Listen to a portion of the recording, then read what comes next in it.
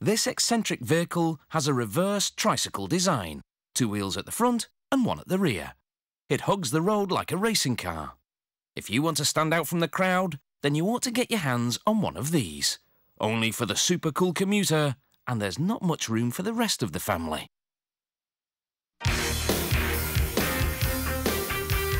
This vehicle goes from 0 to 100 kilometers per hour in just 4.1 seconds. No faster than a motorcycle, but it definitely turns heads. Production begins with 34 steel tube components that will form the vehicle's chassis. They're placed in an assembly jig, which positions the tubes for welding. After clamping the components in place, it takes about 4 hours to weld 68 different areas together.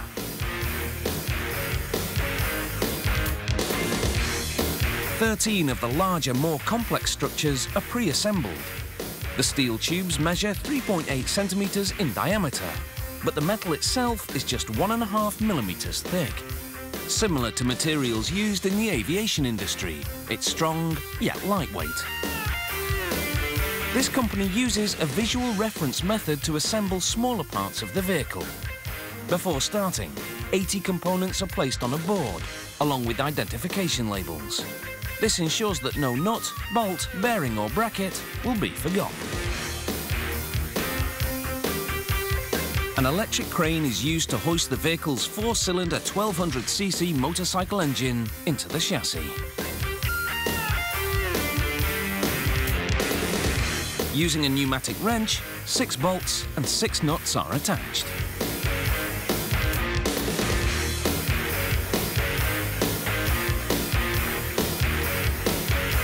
"50 parts make up what's called the footbox. This includes aluminium clutch, brake and accelerator pedals.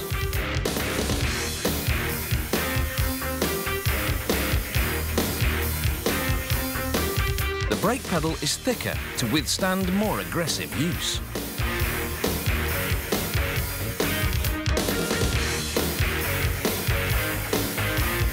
To prevent vibrations from loosening the mechanism, parts of the brake pedal are coated with a liquid sealant.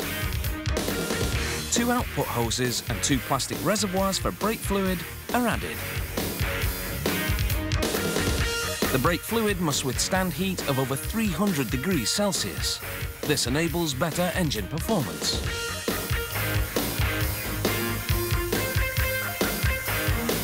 The footbox is installed onto the front of the chassis using 3 bolts. Controlling the speed with the footbox is crucial, since the top speed for this vehicle is 230 kilometers an hour. Next, part of the suspension system, a cylindrical gas shock absorber, is installed. This attaches to a zinc-plated rotor and aluminium caliper, which make up the brake system. The 4-into-1 exhaust manifold is fitted. So called because 4 pipes merge into one to vent the exhaust fumes from the engine.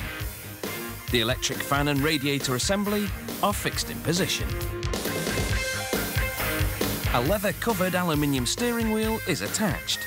The wheel locks into place with a spring-loaded latch system.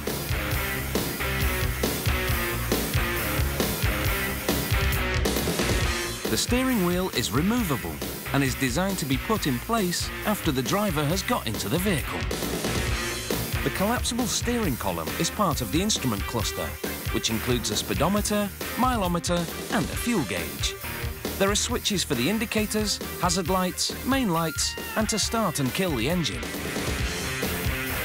Next, the rear wheel is attached to another part of the suspension, called a swing arm, fixed with 1 bolt that's almost ½ meter long and 2 smaller bolts. Then the chain on the rear wheel assembly is installed. The chain's 94 links revolve on 2 sprockets to make the wheel turn. Rubber O-rings on each link prevent dust from damaging the chain. Finally, 19 moulded fiberglass body parts are attached. When assembled, the vehicle is nearly 3.5 meters long, 2 meters wide and just over 1 meter high. So if you're not happy with your commute to work, or fancy being stared at as you arrive at the supermarket car park, maybe it's time to consider a 3-wheeler.